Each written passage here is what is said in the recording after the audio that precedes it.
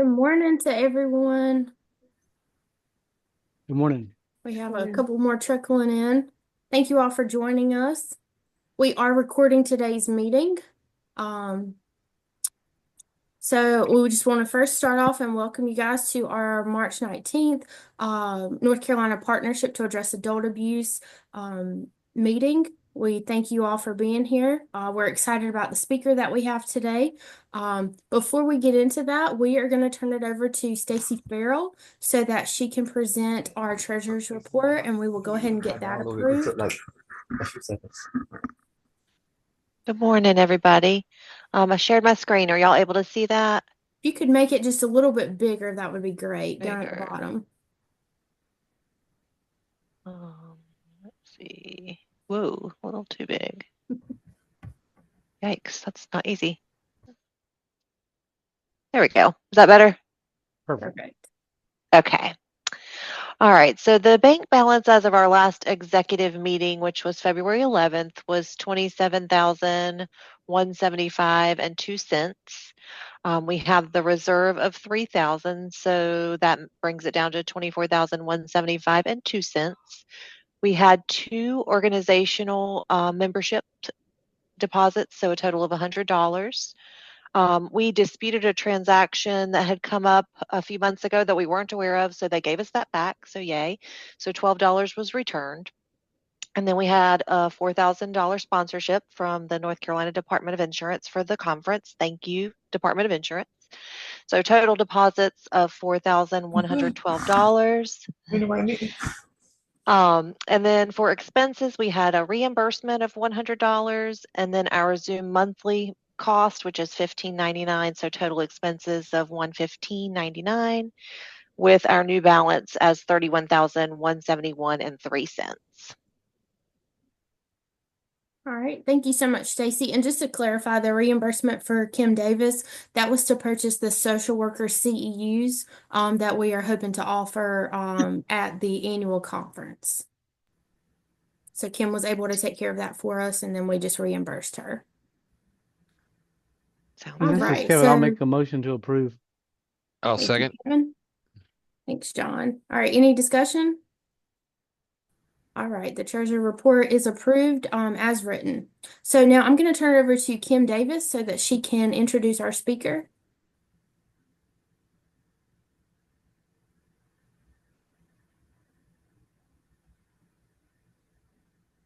Good morning. We are delighted to have Jordan Ford with us this morning. He is with the North Carolina District Attorney's Office. He deals with financial crimes. So Jordan has, as I would say, he's on the circuit when it comes to sharing information about financial crimes and how they go about prosecuting these individuals who take advantage of our adults and older adults in our community. So Jordan, we look forward to your presentation and you can take it away. Thank you all so much. Good morning to everybody on the call or the meeting. These virtual presentations are a little bit different than what I'm used to because I love being able to see you all and talk to you and sort of have more of a discussion than present. But for this morning, I'm just going to talk to you all and we'll take it from there. I'm going to put some slides up on the screen in just a moment, but I want to sort of give you an expectation about what you can expect from me for the next 45 minutes to an hour.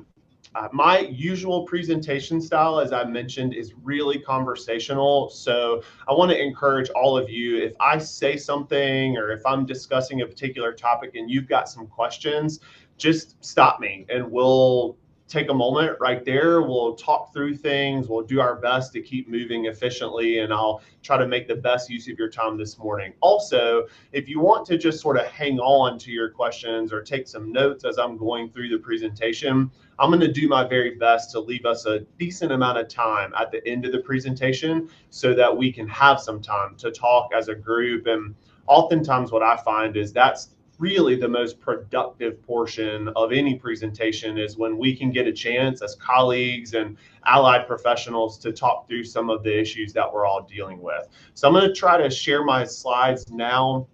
I'm going to turn off my video just so you all don't see my eyes sort of aimlessly scrolling across the slides on my end, but I'll pop back up in the event anybody has any questions.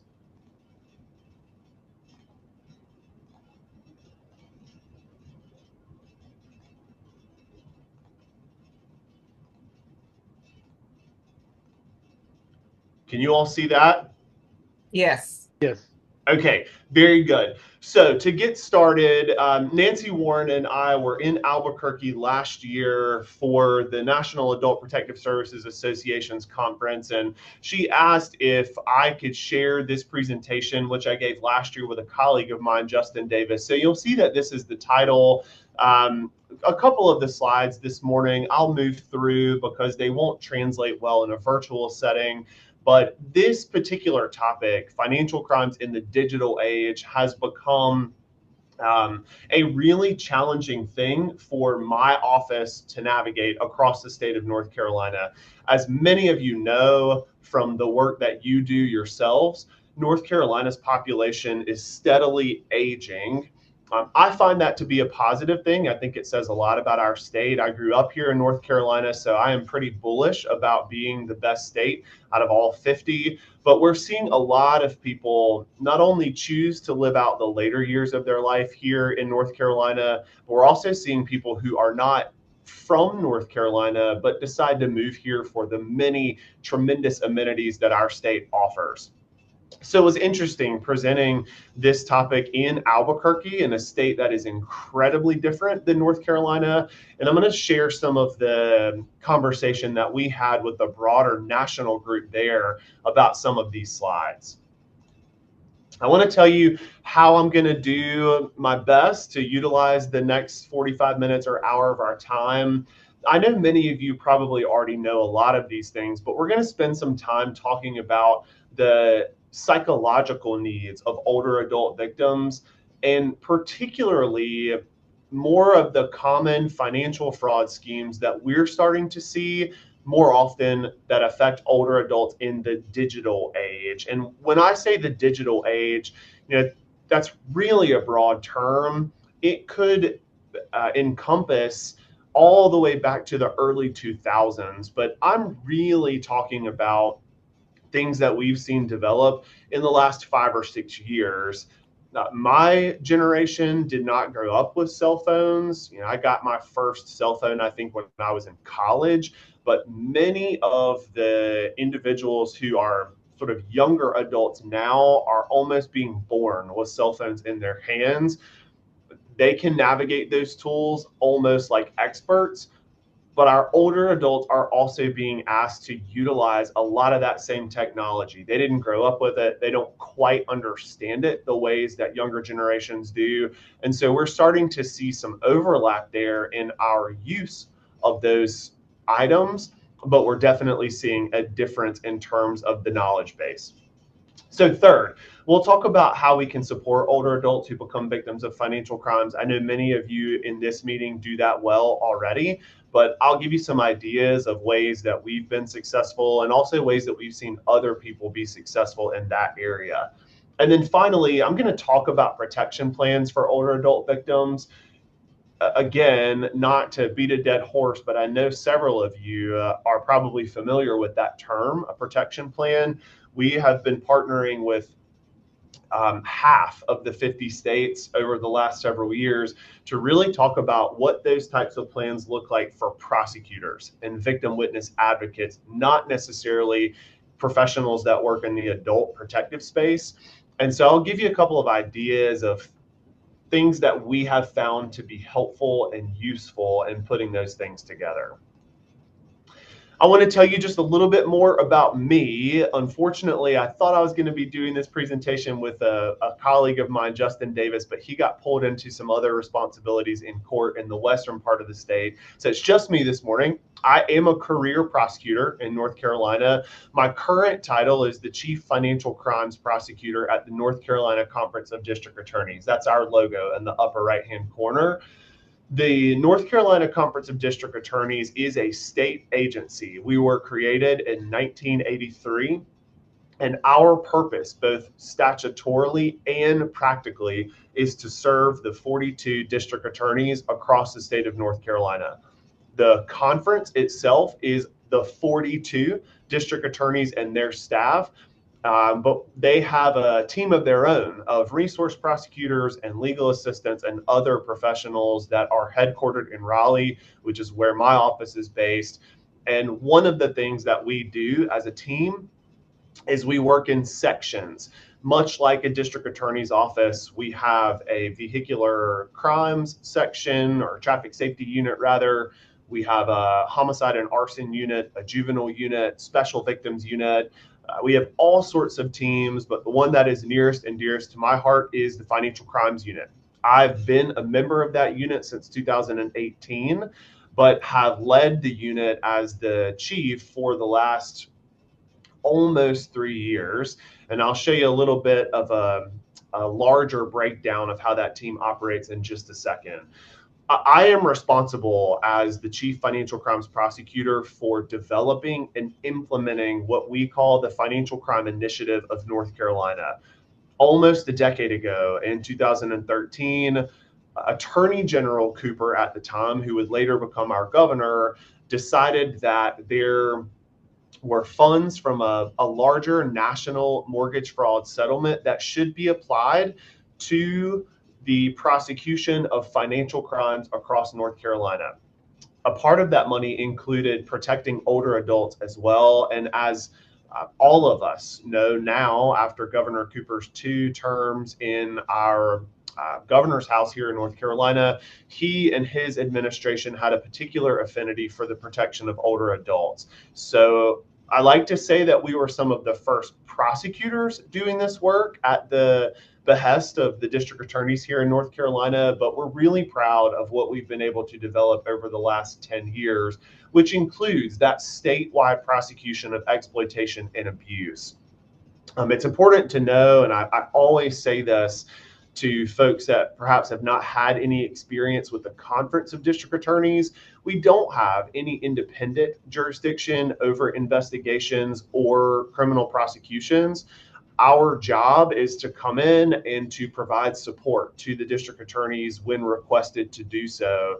Fortunately for us, as I said, we've been at this for the last decade, and we've really developed, I think, a really positive reputation amongst our colleagues across the state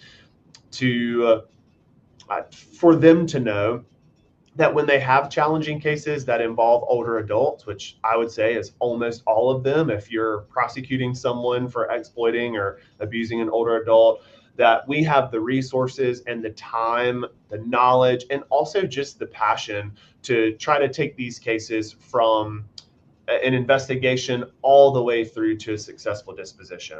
And then finally, one of the things that I find myself doing now more so than ever is trying to partner with allied professions. It's the reason why it was an easy yes for me to come and present this morning. I've done a lot of work with the North Carolina Partnership to address adult abuse, and I have also done a lot of work with other allied professions that are not necessarily prosecutors and law enforcement officers, but people that encounter, serve, protect older and disabled adults from things like exploitation and abuse. And what I have found is that the better those partnerships are and the stronger our connections are, even if all it leads to is a simple email, the better protection and service we can provide to the growing population of older adults in this state.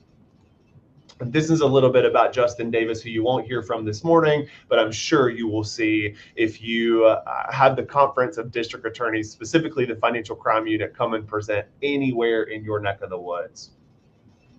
So let me tell you a little bit more about our team in North Carolina. As I told you, the Financial Crimes Initiative of North Carolina is my responsibility to develop and implement. A part of that program includes 2 separate teams that have grown exponentially over the last 5 or 6 years. We have 2 units that work hand in hand. The Financial Crimes Unit is housed at the Conference of District Attorneys, and the Insurance Fraud Division is housed at the North Carolina Department of Insurance. There are 3 special prosecutors in the Financial Crimes Unit and 4 in the Insurance Fraud Division, and 3 administrative professionals that serve both of those teams. While the prosecutors within the Financial Crimes Unit report directly to the director of the Conference of District Attorneys, the Insurance Fraud Division has a memorandum of understanding with us that we partner together to work as many cases as we are asked to handle across the state. And part of that work allows us to divide and conquer issues that relate to older adults. We did not always have the Insurance Fraud Division, and what that meant, unfortunately, for our team here at the conference is that we oftentimes were not able to focus our efforts on older adult cases and give them the attention that they so desperately needed. Now that we have 7 prosecutors total who are doing this work across the state, we can truly assign, I can truly assign people to the cases that they are best apt to handle. And we have seen a fairly dramatic increase in the amount of work that we've been asked to do in the older adult space here. I'm not going to spend time going through this slide. If we were together in person, I would take you through each one of these questions to get to know a little bit more about you. But I do want to focus on the 4th question. Anytime that I get a chance to present in front of a group of people, I frequently will ask them to tell me about an older adult that they love or an older adult that they care about. It's no secret probably to this group about why I might ask that question, but I'll tell you, many of us assume or perhaps hope that something like this would never happen to a member of our family. But all of us have at least 1, maybe 2 older adults in our lives that are very special to us and that we care about quite a lot. I ask this question, and then usually we'll ask people to sort of hold on to the image of that individual or a good memory that they have with them as we go through the presentation so that it can humanize and directly connect what I'm talking about with a person in your own lives. So I want you to think about that. We don't really have the capacity or the time this morning to go through and have that discussion with all of us here, but find a person, maybe write it down on a sheet of paper where you are as you're listening to me this morning, and consider interactions you've had with that individual or future interactions you may have with them as we kind of pick apart some of the issues about working with older adults in a digital age this morning. So this is a broader question.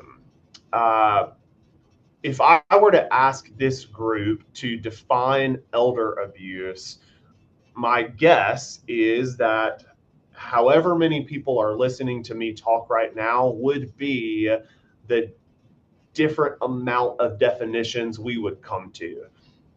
Anyone from my end of this arena would probably define elder abuse in a legal sense. We would most likely use terms that come from the statutory guidance that we've received from the General Assembly about what elder abuse is. If I asked someone from Adult Protective Services to define elder abuse, they would do it in a dramatically different way. The same would be true if I asked a medical professional to define elder abuse. That's the beauty, I think, of having these discussions that we're having this morning and on a broader scale, because elder abuse quite simply cannot be defined in one sentence. It looks like an octopus with multiple different arms that can touch multiple different areas of a person's life. And in my experience, can look significantly different when you move from one older adult to the next. So I want to tell you that for the purposes of this morning, you will hear me talk about what elder abuse is in a lot of different ways. You'll also hear me use the term elder and older interchangeably. Our statutes in North Carolina define elder abuse with the word older adult. So it's a bit confusing the way that we generally describe it amongst ourselves as professionals, but most often you'll hear me say older adult. Really, when I say older adult, I'm not only referring to the statutory age limit, which is 65 years of age or older, but I'm also sort of more generally referring to vulnerable adults, which would include disabled adults as well, which our law allows us to categorize with older adults when we're thinking about how we might prosecute those offenses. Here's really what I want you all to think about. I love kind of unpacking this group of people that we're working with as older adults. And currently, right now, if you are encountering someone who is defined under North Carolina law as an older adult, chances are some of this information is true for them. They may have been born in the 1940s or 50s. Many of them, just last week, I was having a conversation with a victim in my case who had lived through 8 different decades, which includes 2 different centuries and 2 separate millennials. It's pretty fascinating to think about working with someone who has had those types of experiences and trying to tell them that they should rely on you or they should trust you for the assurances that you'll get them whatever they need. You know, these are very resilient individuals who have seen a lot of changes in their lives as well, including going from using a long distance operator to make a phone call to now being able to pick up a phone and call someone on the other side of the planet just by simply pressing a button and starting a video call. They've seen an evolution of slides to YouTube, which almost most people use daily in their lives now, to letters to email, and now we're even using things like WhatsApp, which are present many challenges for those of us that work in my profession for being able to track what's happening with conversations. Here's some other things that older adults have seen over their lives. The evolution of live game radio to Netflix sort of speaks for itself, but I want you to take a look at that third bullet point. To me, this is the one that is the most impressive about this particular demographic. They have successfully dodged many, if not all, of these different life-ending diseases to make it to where they are now. The reason why I include these 2 slides, I mean, we know who we're working with in the older adult space, but the primary reason why I include these slides is because these individuals have truly survived in their lives in multiple ways. They have seen things from different angles that many of us may never see in our lifetimes. And we are asking them oftentimes in any scenario where we work with them in the criminal justice arena to volunteer information to us that is super personal, to rely on us and to utilize us as a network or a safety space in many occasions. And for someone who has done all of the many impressive things that this generation has done, that can oftentimes be quite hard to tell them, now you have to rely on someone else. That's also why the psychological needs of older adults have become a heightened focus for my team over the last several years. We have begun to see a direct analysis drawn from the psychological needs of an older adult to the psychological needs of a victim of intimate partner violence. In order to truly understand the psychological needs of older adult victims, we have to first understand the dynamics of power and control in their relationships with the bad actors in their lives.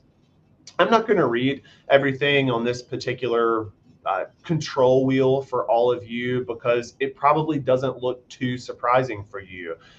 When bad actors enter into older adults' lives, they will often gain access to the things that they want by utilizing one of the avenues in this control wheel.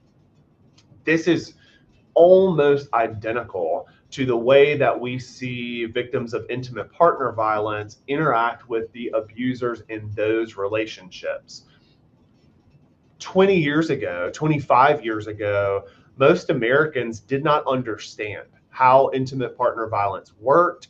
Many Americans still today struggle to understand the dynamics of those relationships and struggle to understand why someone may return to a situation where they are put in immediate danger. We know now, as prosecutors and as other allied professionals in this space, why they do that, because it has a psychological component. What we're trying to get people to understand on my team when we present about this particular topic is that the psychological needs for older adults are no different. And so when we hear people say, well, the older adult gave the bad actor that money, or the older adult consented to those things, we immediately say it may look like that from a 300-foot view, but if you zoom in and you think about all of the different aspects of that relationship, you can see why consent may not actually be consent in the ways we think about it, not both in the law and in our normal lives. We've been spending a lot of time on my team talking about this concept of undue influence. Nancy Warren, who I know is a member of this group and many of you know well, has spent a lot of time educating me on the way that this exhibits itself in the world of adult protective services. I've done my best to sort of capture a definition of undue influence. That is incredibly challenging. It's also defined in 50 different ways in all the 50 states. But here's what I think we all need to be aware of when we're thinking about this concept of undue influence. And, you know, when I say undue influence, generally speaking, what I mean is someone being able to utilize their own influence over a vulnerable adult in order to obtain something that they should not rightfully have access to. The purpose of undue influence is not to gain decision-making control. It is to deceptively gain decision-making control. There's absolutely nothing wrong with someone who's serving in a power of attorney position or some other fiduciary role to have decision-making control over a vulnerable adult. In fact, in many situations, that decision-making control is critical to the older or disabled adult's health and success in life.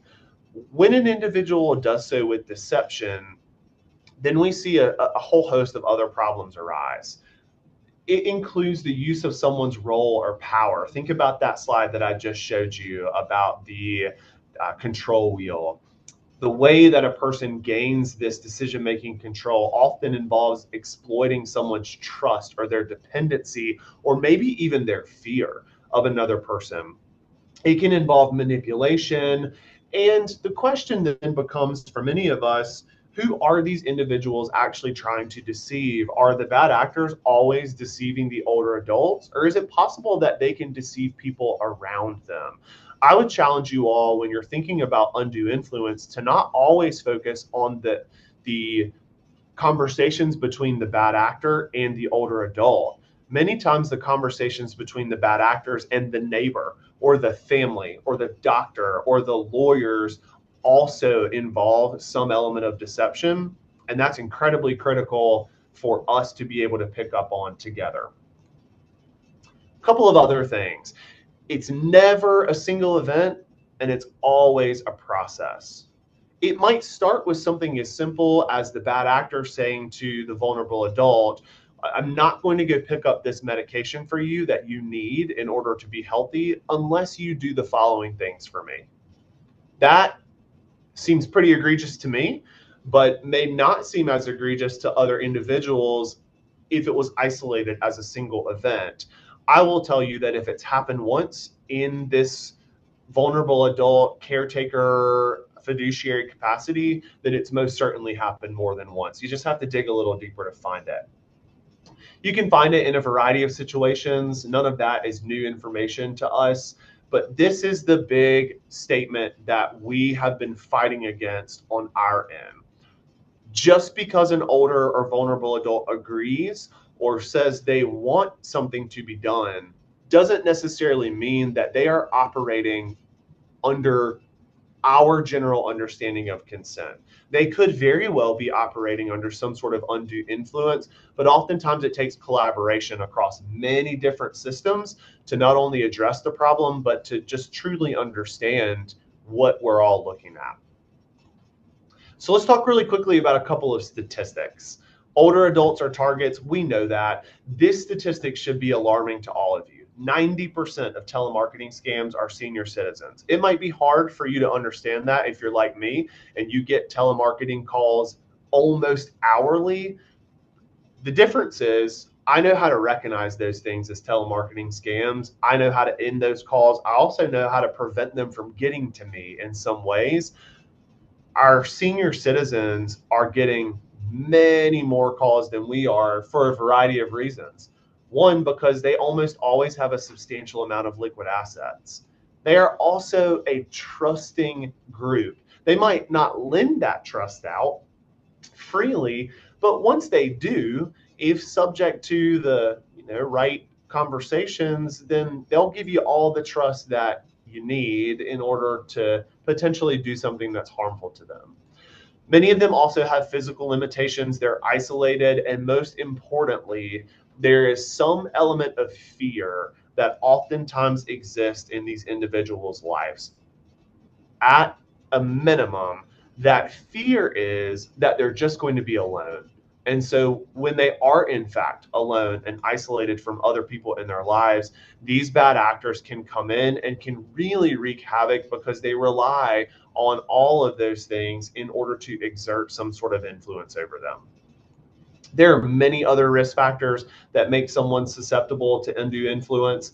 I'm certainly not going to read all of these to you, but I'll just leave them here for a moment and take a 5-second of silence for you all to digest that group of terms.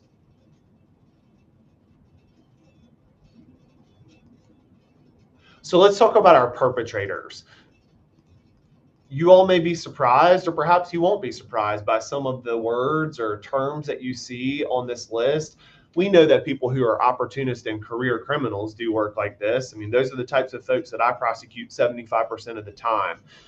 But the smaller group here are people that we associate with on a daily basis. We see them at community meetings. We may see them at church. We might see them at our local schools.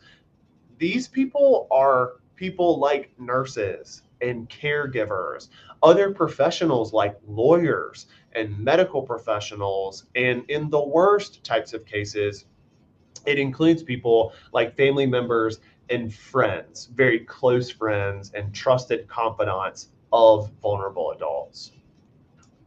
We don't yet have the numbers for 2024, but in 2023, the FBI produced its elder fraud report, and these are some of the average numbers that they produced about crimes against older adults. If you've never looked at the Internet Crimes Complaint Center, or as many people call it, the IC3, I would encourage you to just do a quick internet search for IC3 or Internet Crimes Complaints. And you'll see their website, which has tons of great resources, just like the elder fraud reports, which they produce every year. In 2023 alone, there were over 3 billion losses to older adults across the country. But we can drill that number down just a little bit and try to make sense of what we're looking at here. Complaints filed by individuals over 60, which is how they define older adults at the federal level. I told you that we define it at 65. So our statistics in North Carolina are a little different than the general federal statistics. But you can see here what I would argue is an increasing trend of the amount of losses to older adult victims. Now, if you look at this chart, you may be deceived into thinking that there was a dip in the amount of victims that were affected in the 2020 to 2022 range. It seems like it was forever ago, but that was the general reporting period that covered the COVID-19 pandemic. So really, I believe what happened here is that in 2020, you see a massive spike because people are being exploited at a much higher rate during the pandemic. And then you see a drop off, which is really a return to a little bit more of the normal rate. So if you were to take that dot that's above 2020 and adjust it down to where it looks like it ought to be, and you take the pandemic out of the situation, you would see two graphs here, both that have a continuing increase and a trend towards there being more complaints filed by older adults. The FBI produces a summary of where all of the states rank in terms of the amount of complaints filed by individuals over 60. You'll see North Carolina is in the same position it was for its entry into the overall union. We were the 12th state here, and we are number 12 on this list. I will tell you that in my review of these statistics, we have consistently crept up towards getting into the top 10. We love being in the top 10 as a state of North Carolina, but not for stuff like this. And we are dangerously close, only a couple of hundred complaints away, really, from jumping right up into the top 10. This is about the amount of loss by state, this chart. So this doesn't necessarily cover the complaints filed, but this is by loss. You can see here again, we're at number 12. Virginia, our nearest neighbor, jumped up from number 11 to number 9 in this list, but I wouldn't be surprised if we continue to increase our position in this list as well, which is not one that we are super proud of. So I want to talk to you about the anatomy of a scam. We're going to move through this relatively quickly, but I want to talk to you a little bit more about what we see for the cases that we handle here now when we're talking about dealing with older adults in this digital age. Many times when we are presented with a case, it is not just one transaction. It's actually a big spider web of interconnected transactions. There are often parties that are involved in the scams that are related, but more often than not, they are unrelated. Many of them don't even know what the other people are doing, yet they are all working together in this sort of organized crime because there's one central person or central group who is managing the operation. Sometimes those people are individuals, sometimes they are entire call centers, and unfortunately, sometimes they are prisoners. We have seen the very unfortunate circumstance of actual inmates who are in custody being successful at operating different types of financial scams involving older adults, utilizing the phone systems from the North Carolina Department of Adult Corrections and local jails. Oftentimes, the vulnerable adult victims that become connected do so because they are lied to, they are influenced in some way, and then they later become this thing that we generally refer to as a money mule. I am sure that you have heard that term.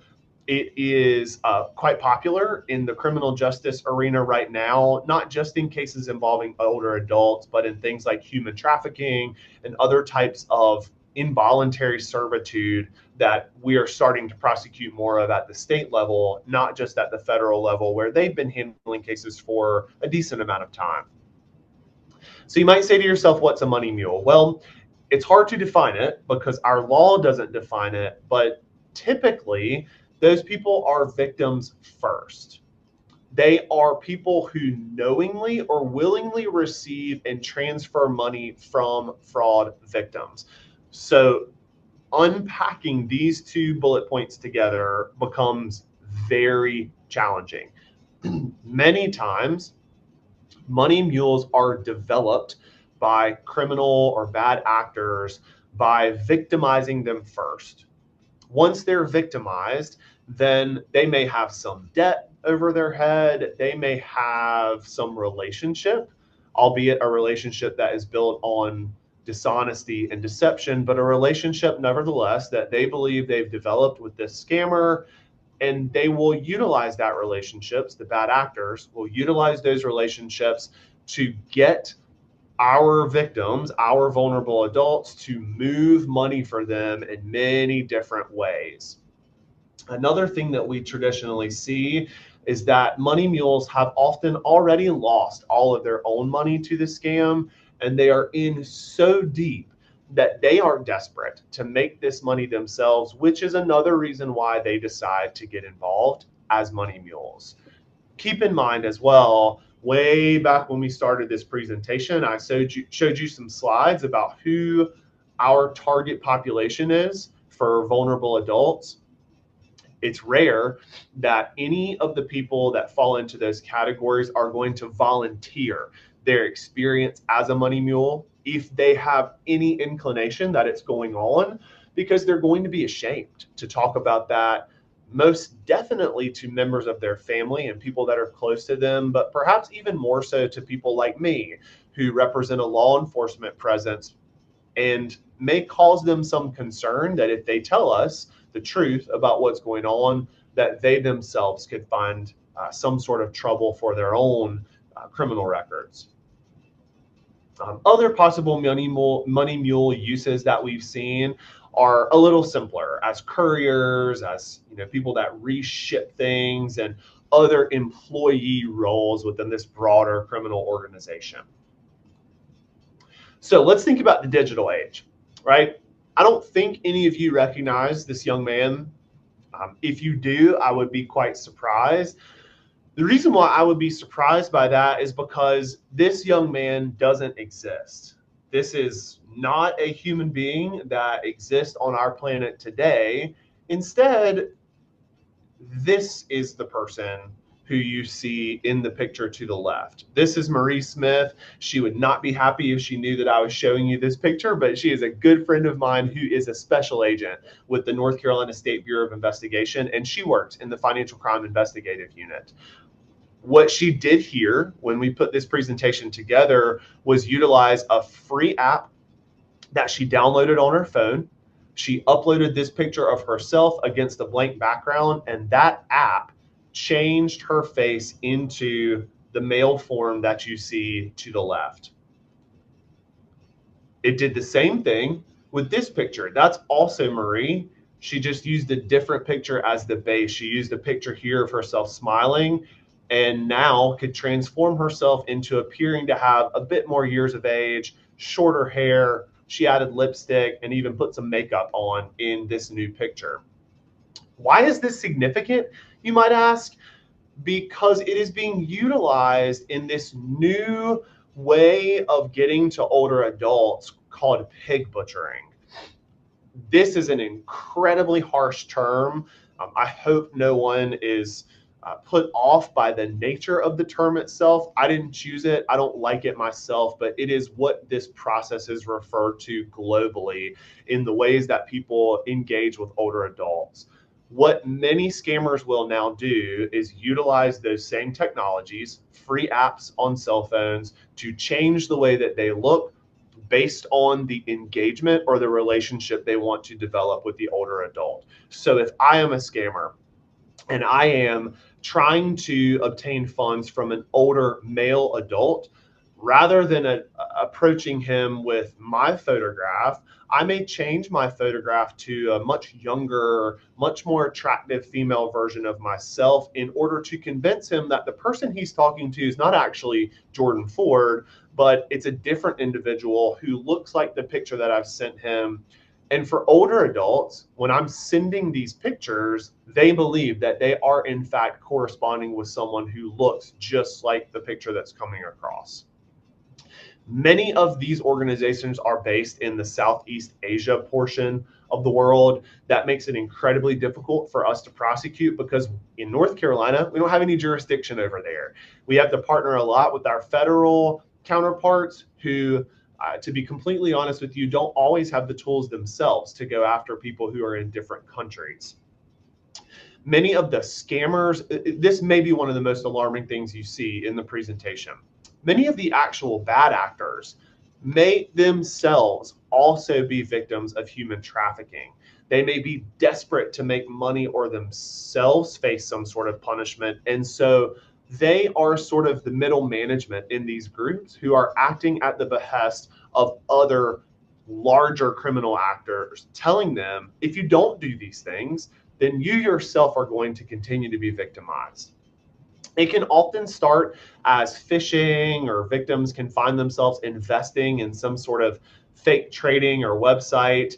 The reason why the term is referred to as pig butchering is because in conversations that have been intercepted by law enforcement, where these bad actors are talking to each other, you can hear them refer to fattening up the victims. They're not actually talking about causing the victims themselves to gain weight.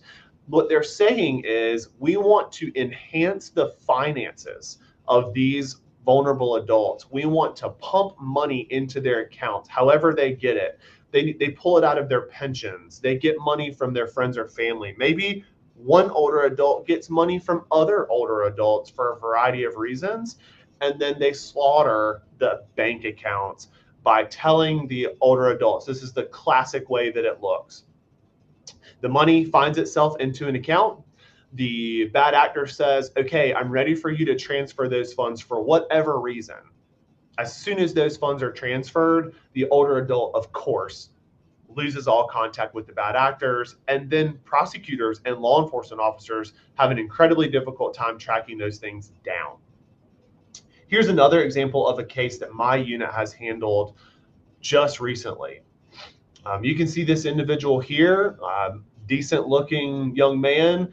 His profile seems to indicate that he is just a lonely heart with nowhere to turn, and he's looking for online companionship.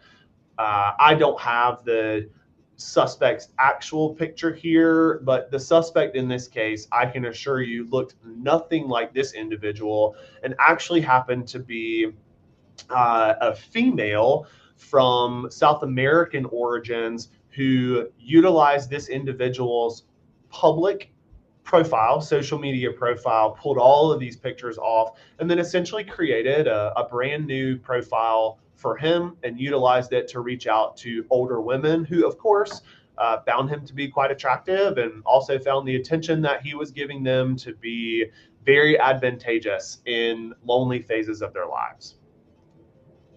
We do not have enough time to talk about cryptocurrency and Bitcoin and things of that nature, but I will tell you that we are starting to see cryptocurrency be a major way that many of the bad actors in this space are accomplishing what they do to our older adults.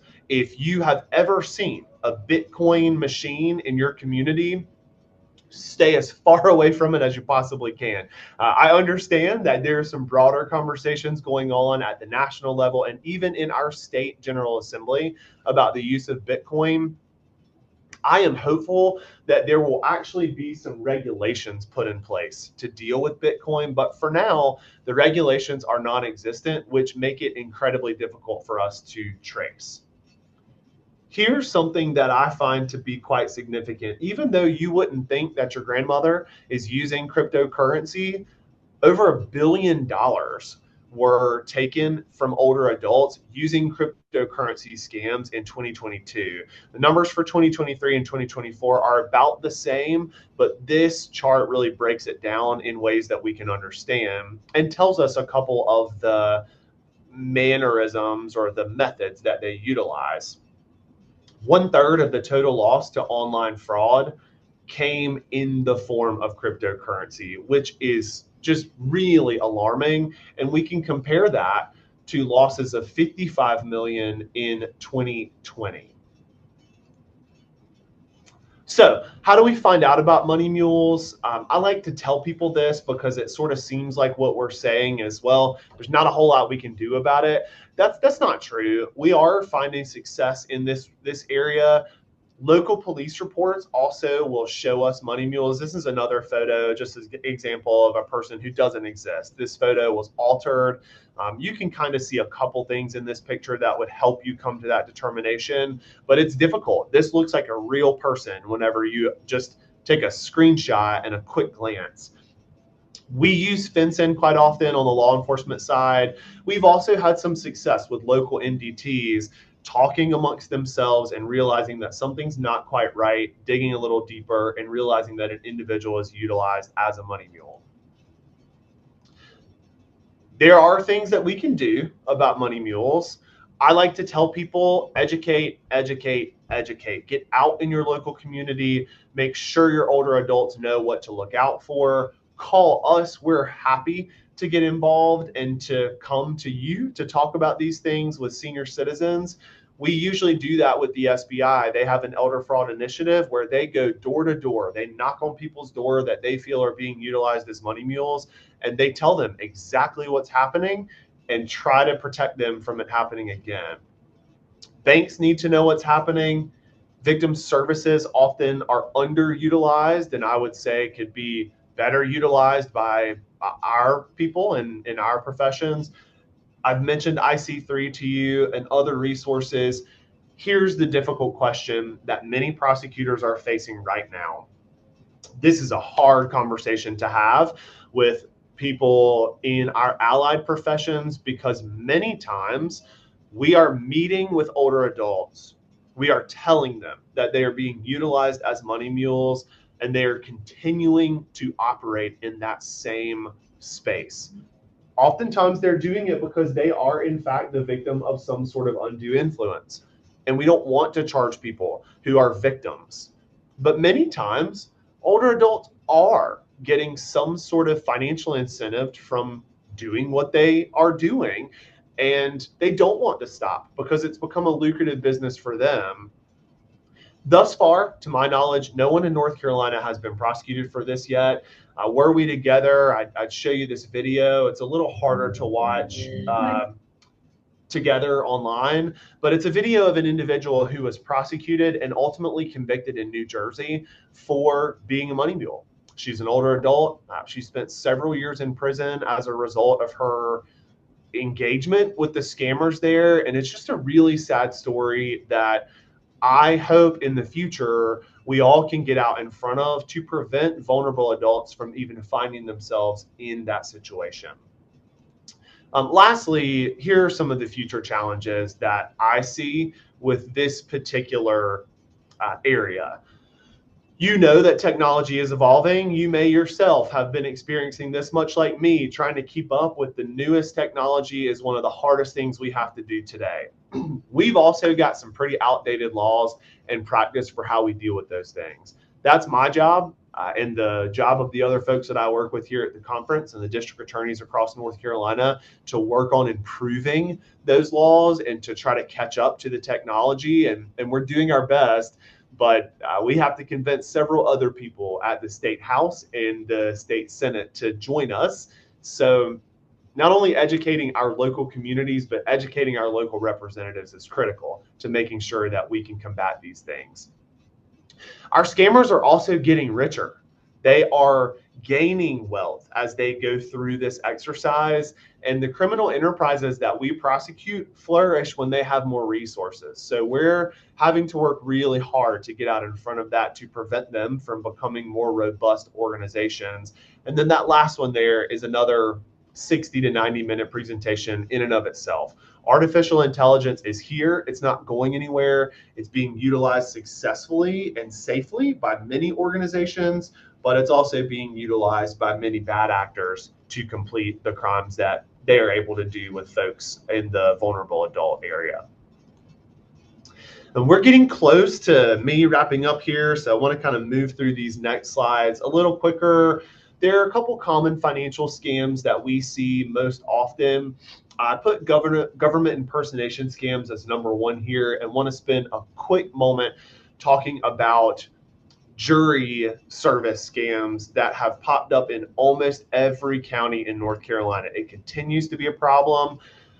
People send out letters, they call mostly older adults who take their service to this country very seriously, and they tell them, you failed to show up for jury duty, you now have a fine that you have to pay. Enter your information here, your credit card, your routing number, whatever it may be, and we'll bill you. You all know how that ends. They enter that information and then they lose a tremendous amount of finances. So be on the lookout for that in your own communities because we seem to keep seeing cycles of that pop up again and again. Romance scams are really the crux of what I've been talking about in this pig butchering and trafficking space. All of these things continue to be ways that we see bad actors exploit and abuse older adults. I want to conclude this morning with talking about ways to prevent, hopefully, what we're seeing happen, and also ways to respond once it's brought to our attention. These are sort of 4 categories of ways that we have found are effective in dealing with the prevention of exploitation and abuse. And some of this is pulled from the National Center on Elder Abuse, which I would encourage you to look at if you haven't done so. Social support is huge. What we have learned is that social support may be the biggest factor in preventing vulnerable adults from being exploited or abused. And in my personal opinion, that's a fantastic realization to be able to have, because social support is free. Most often, it requires some of the least amount of resources that we have to provide to older adults. It is the most common risk factor, but also can be the quickestly remedied risk factor. And in many cases, we have found that providing social support to older adults mitigates the poor health that they're experiencing. Many people on this call work in adult protective services. I'm not going to spend talking about what APS is. What I will tell you is that APS is the premier area of social support that is provided to older adults, that provides them with ways to succeed and to avoid this cycle of being put back into the power and control wheel as victims. Multidisciplinary teams have become a really big thing all across the country. We're fortunate that the North Carolina Adult Protection Network and many of our colleagues at the School of Government are doing tremendous work in this space. If you've ever seen, talked to, or corresponded with Christy Preston, she and her team at the School of Government are really knocking this out of the park. And I would encourage you, wherever you are, if you don't have a multidisciplinary team dedicated to older adults, talk to me, reach out to the School of Government. There are many, many resources in place that will allow you to try to get this up and running in your neck of the woods. A couple of other ideas that I'll just throw out at you here. I won't talk about them for too awfully long, but I do want to point out elder mediation and elder shelters are not very prominent here in North Carolina, but they are really taking off in the western part of the country. They are essentially localized MDT services where older adults can come in and receive similar services that a victim of intimate partner violence might receive. And that's not just counseling services or medical services. It's actual services to assist with things like financial management. It's educating the older adult. It's informing them and empowering them to be able to put plans in place to take care of themselves once they are released from and leave the shelter. So I hope that we begin to see more of that in North Carolina. Here are a couple things that I want you to think about potentially using yourself. If you've never heard of it, there's something called the Cybercrime Support Network.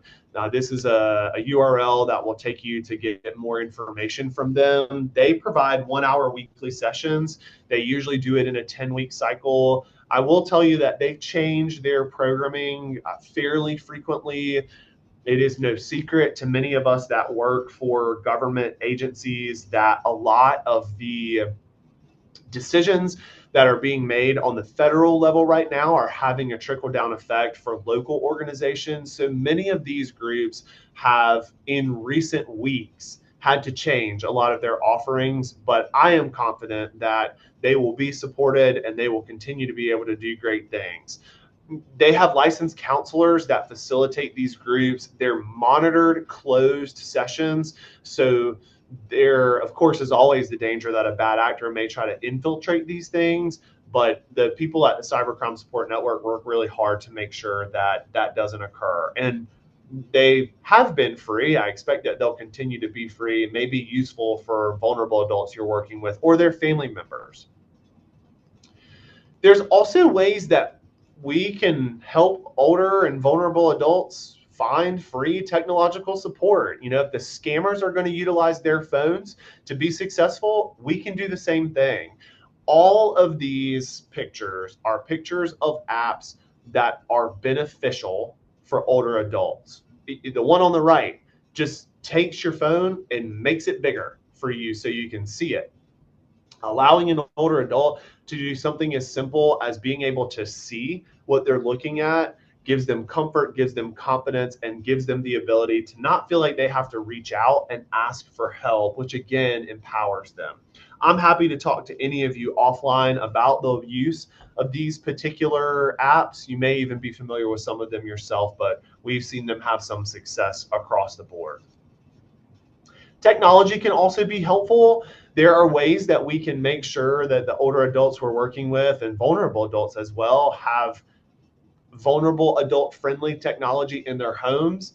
Keep in mind the small caveat of technology being helpful, but if we're not sure who the actors are that are surrounding those older adults, it can also be used to do things like isolate older adults, harass them, and even surveil them in some ways. So we want to be clear about the use of those things, and we also want to make sure that we understand the individuals that are surrounding that older adult when we're not there to help them.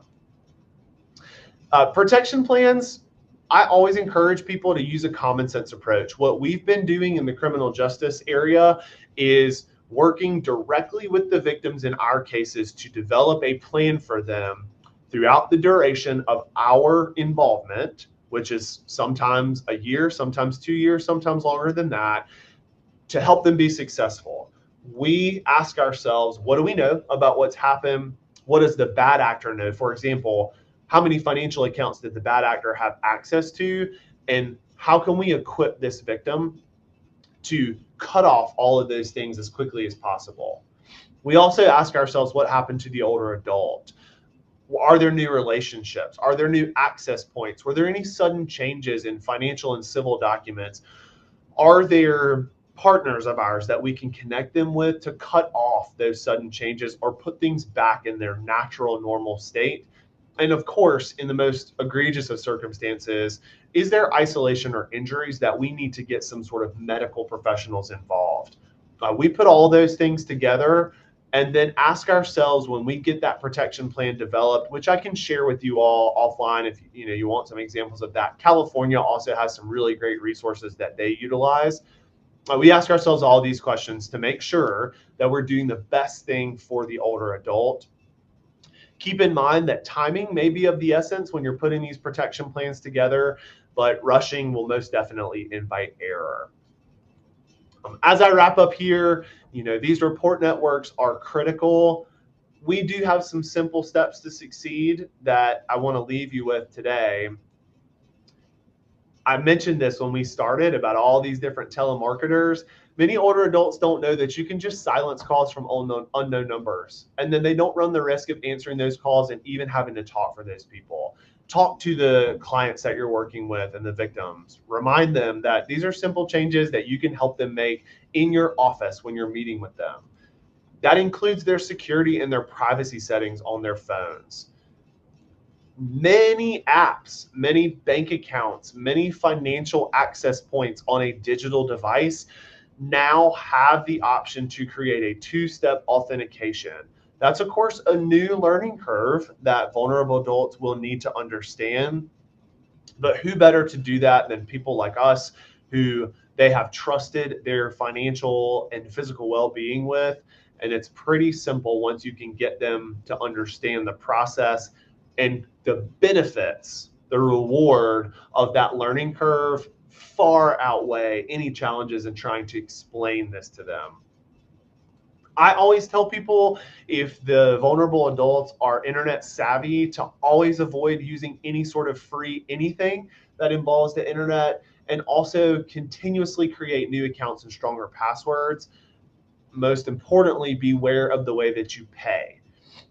It is safer to use any sort of card that you have in your wallet than it is to write a check today. That's a sad reality for a lot of us that wrote checks at some point in our lives. My own mother still loves to go to the grocery store and write a check for whatever the groceries cost. Those checks, when in the hands of bad actors, can easily be exploited, and they can take off to the races with your finances. If you're using some sort of plastic, the general rule is that that's a much safer approach, but potentially also a newer tool for the older adult to have to understand how to utilize. Keep in mind, realistic expectations are important for our group. It's incredibly difficult, the work that we do, and financial recovery is always difficult to achieve.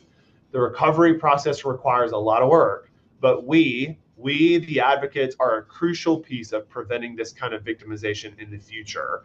If you are working in an advocacy capacity, it's critical that you reframe the recovery for your victim, but it's even more critical that you reframe effective advocacy for yourself.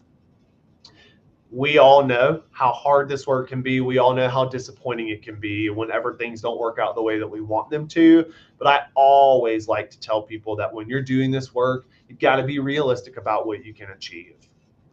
As we finish here today, I want to give you a couple more resources that you could find, utilize yourself.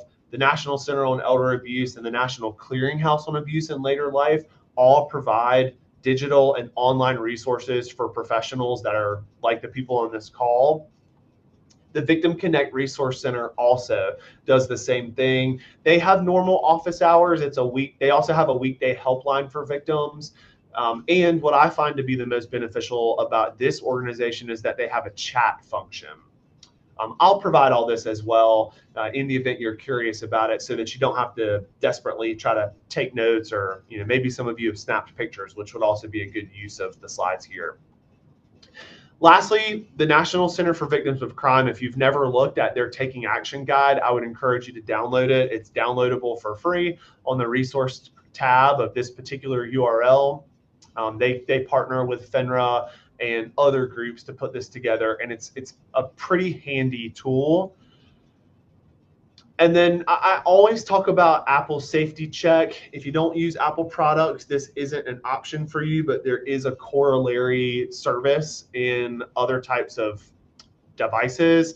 The Safety Check is, again, another simple thing you can do in the settings of your Apple iPhones to go in and do a quick snapshot of what your access points are that come directly from the apps on your phone. Sitting down with an older adult and taking them through this to make sure that only the appropriate people have access to those things is critical.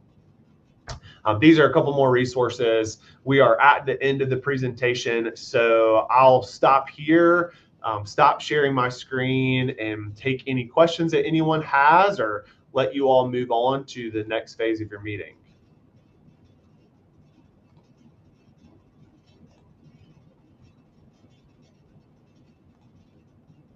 Jordan, I have a quick question.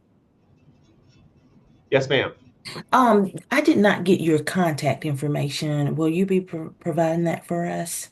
Yes, absolutely. Okay. I will put that in the chat right now so everybody can have it. Thank you.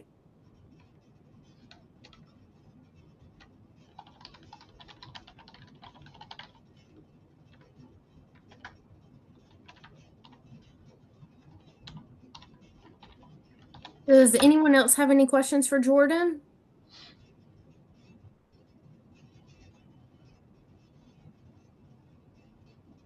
All right. Well, Jordan, thank you again so much for being with us today and presenting really good information. And I will get with you on that PowerPoint if you're okay with us putting it on our website. We'd be happy to do that. So yeah, people can refer back if they have any questions and can get your contact info. Sure. Yeah. Thank you all so much. I hope everybody has a good Wednesday, right? We're halfway through the week, so almost there. All right. Thanks again, Jordan. Thank you. All right, so we're now going to move into the standing portion of our meeting.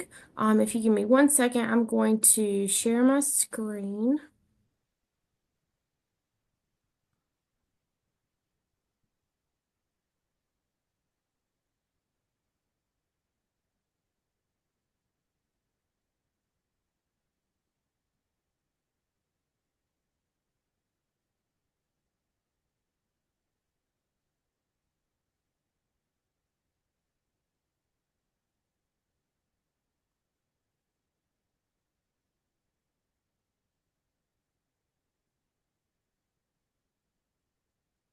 Give me 1 second, I apologize.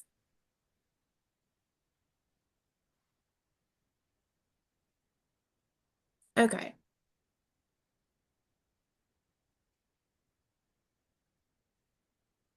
All right, so first on our agenda is our advocacy update. Nancy Warren is our advocacy chair, and she is unable to be with us today due to mental health first aid training that she is doing. So she asked me to share this on her behalf.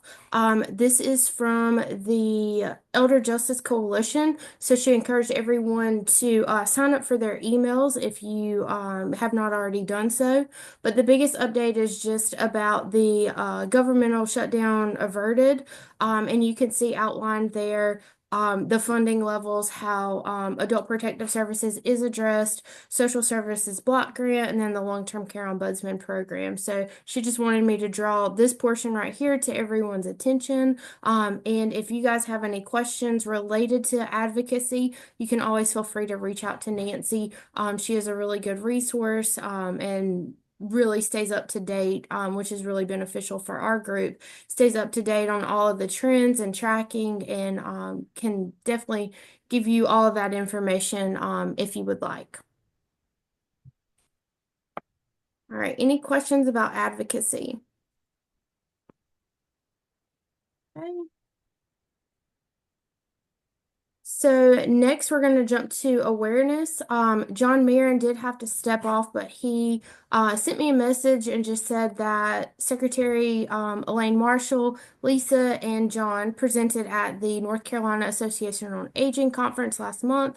Lisa has been doing a number of outreach events regarding advanced directives and will be presenting at the department at his department on Scam Jams hosted by the Albemarle Commission.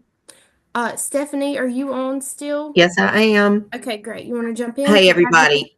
Just wanted to say that was a great presentation that Jordan did, and Kevin Robertson, who is the assistant ship director and the SMP director, has been pleased to. We have reached out again this year to our our coordinating sites in all of our 100 counties, and we have been able to offer and are in the process of getting these grants out to our folks the opportunity for what we call a shred and scam grant, that they can host a shredathon in their county, and we can go and do some form of scam presentation with them. And out of our 100, we have 75 agencies that have signed on for that. So if y'all know what we'll be doing, we will be very busy this year doing those, and those are always well received by the community. And as John had alluded in his remarks, we will be going to the Albemarle Commission's Scam Jams that they're going to be holding in Camden County, in Chowan County, and in Hyde County in just a few weeks. So that will be something that will be important. I will be going to the Central Carolina Area Agency on Aging Conference next Friday, and Lauren Hevner is the regional manager for that area, and I will be there at a table, and I will be taking information about the NCPAAA conference coming up, as well as brochures, as many as we can get for our for membership for that, because that'll be a area that will have a lot of folks that will be interested in that. Kevin, if you're on, are you on? Yes, I'm on, Steph. Anything else you feel like we need to share? I just know that Kim Davis in Mecklenburg County, she and a colleague of hers, they're planning on doing a Scam Jam event May 1st. I know the insurance commissioner, Mike Causey, and myself will be there representing us, and I think John's going to be at that event as well. And of course, we will be mentioning the partnership at that. Yes, and session I will as well. be, and I will be in Mebane doing a Scam Jam that day with their AAA with our group from the Piedmont Triad Council of Governments. So we'll be excited to be able to do that. We've got a lot of. I look at my calendar, and yeah, I'm gonna be going somewhere. We have a lot of great opportunities, and that's the best way. That's my personal best way of dealing with people, is to be out there and see what they have to say face to face, and you can tell a lot. So we have a lot of speaking engagements lined up from our side, from the S&P side, as well as conferences that we will be attending, and share information about NCP3A. Great. Thank you, Stephanie. And You're to welcome. everyone from the awareness committee. Next for communications, Allison Crossman, she is unable to be with us today. However, our website has been fully updated with all the information from last month's meeting, as well as information about our upcoming conference. And we'll get to that in just a few minutes. But if you have any questions or if you have any information that your organization wants to share that we can put on our website or our Facebook page, don't hesitate to reach out. You can reach out to just the general partnership email or to Allison directly, and we can get that information posted for you and for your organization. All right, next we have education. Kim, you want to jump in? All right, just to share with you all, our annual conference is coming up. It's coming up on May 20th. It will be at the 111 Place in Cary, North Carolina. We are excited once again this year to partner with some good speakers and have some good educational opportunities. The Department of Health and Human Services, Carrie Perez and Sarah Richardson will be with us to give us their take on where we are with adult protective services in the state of North Carolina. We will have William Benson, who is coming to speak to us on globally, far from a national standpoint, with what's going on from an adult protective services standpoint. We also have partnership with North Carolina. Let me change that. State Employees Credit Union will also be presenting. So we have some really good speakers. We have Heather McGill and Christy Preston that will be speaking on MDTs and collaboration and partnerships. So we are excited. If you want to attend, please take an opportunity to come back to our website. It'll be posted soon on how to register for the event and take advantage of it. It's from 9 a.m. to 3 p.m. So we hope to get you in and get you out and back on the road that particular day. But once again, take advantage of it. A lot of good information. And if you're not a member, please join. Thanks, Kim. So yeah, just to piggyback what Kim was just saying about the annual conference, we do have that coming up, and our website went live this morning, just a few moments ago, actually, for conference registration. So if you give me 1 second, I'm gonna pull that up. So if you go to NCP3A, I'll start at the top. This is just what our landing page looks like. You can see, just information about today, and the speakers that we had, or speaker, you're supposed to have two, but, so if you keep scrolling, you'll see the information about our annual conference. And all of that is right there. So if you click here, this is our registration portal. And again, this is live. It just went live just a few moments ago. Registration is going to start at 8:30 at 111 Place, and you can see here where you can fill all this information out. We are going to be offering some CEUs. Kim has already worked on the social worker CEU. You can see the breakout sessions listed here, and you'll be able to select which breakout you would like to attend. This is a very affordable conference, so we are charging $40 for members. And then $60 if you are a non-member. We do have a really good lunch plan for that day, so we would just encourage you guys to go ahead and register. Registration is limited based on the number of people we are permitted to hold in the building, and so we would just encourage you guys to register early. Kevin, do you want to jump in a little bit about sponsorships and talk about that? I had to unmute myself. Sorry about that. So yeah, I know with our S&P program, we're sponsoring it. We've also we have been in conversation with United Healthcare. United Healthcare is going through their approval process to become a sponsor for the event. But we'd also like to let you know that if your organization would like to sponsor the conference and have a table during the conference, that you'd be able to provide your agency's information, literature, feel free to reach out to us. You can reach out to either Autumn or myself, and we'll be sending more information out about that, the cost of the sponsorship to be able to have a table in the next day or two. Thanks, Kevin. Now I'm going to turn it over to Christy Preston. Christy is our chair-elect. Christy, do you have anything that you want to add or report out on? I don't think I have anything to add this morning, Autumn, other than to say thank you to Jordan for that presentation. That was awesome. All right. So next, we're just going to circle back really quick to our minutes. We did not approve our minutes this morning before we did our treasurer's report. So if you give me 1 second, I'm going to put up the minutes from our January 15th meeting. So you can see that outlined there. This meeting we had Nick Turkis from the Arthritis Foundation. He gave a great presentation, and he'll actually be at our annual conference. So we're excited to have him come back. You can see the committee updates outlined here. And then member updates as well.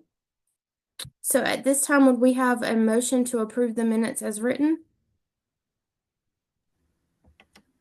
I make a motion to approve the minutes as written. This is Stephanie. Thanks, Stephanie. Do we have a second? Kim Davis, second. Thanks, Kim. All right, so the minutes pass, and those will get posted on our website later today for your viewing if you would like to.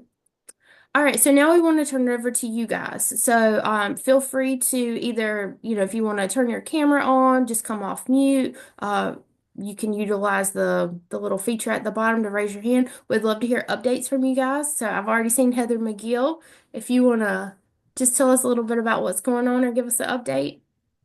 Yes, I just wanted to share that our vital signs training, which is on preventing and responding to sexual abuse of older adults, is April 9th. It's from 10 to 12. It's a hybrid option, so people can come in person or join virtually. I'm going to put the link in the chat, just that'll take you straight to the Eventbrite. It's a $25 registration fee. It's done multidisciplinary, so we have an ombudsman that does it, that specializes in residents' rights and long-term care. We have our director of the Family Justice Center with the victim services and sexual abuse lens, and then we also have a detective with our family victims unit on investigating sexual abuse of older adults. And so it's a really great training and really one of its kind across the state. So I just wanted to share that that's coming up and it's a great opportunity. So I will put it in the chat. And if anyone has any questions about it, I'm here to answer those. Thanks so much, Heather. And I had a note to share that, so I'm glad you were able to drop that in as well. All right, anyone else?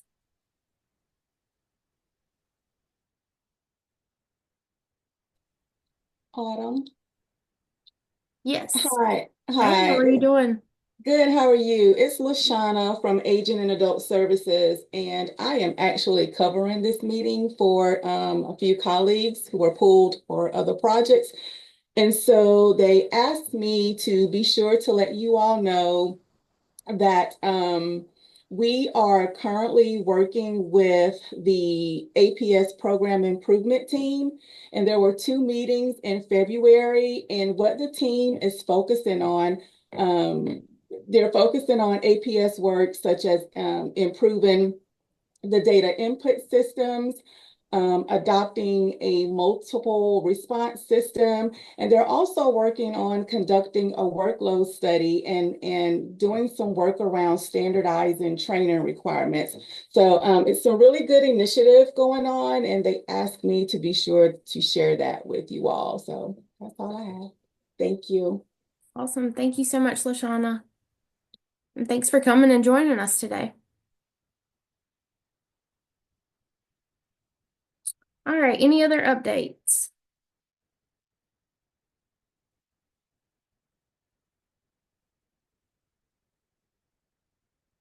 All right. Well, hearing none, we look forward to seeing you all. The next time we'll see you is in May at our annual conference. So we look forward to that. And if you have any questions between now and then, please do not hesitate to reach out. You can reach out to anyone who's on the executive board. Visit our website to get any of our email addresses. It's all listed there. So yeah, we look forward to seeing you guys soon. And thank you again for coming today.